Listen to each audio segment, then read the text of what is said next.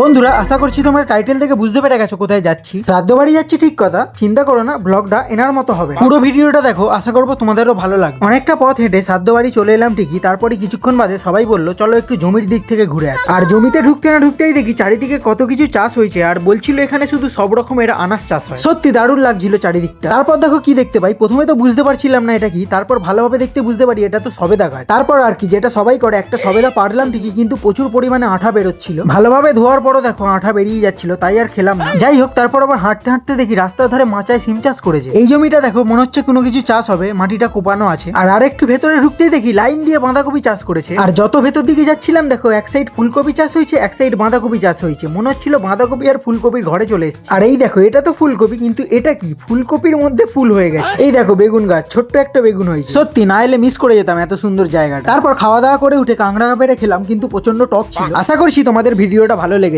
তো যাই হোক, ব্লগটা এখানেই শেষ করলাম। চলো টাটা।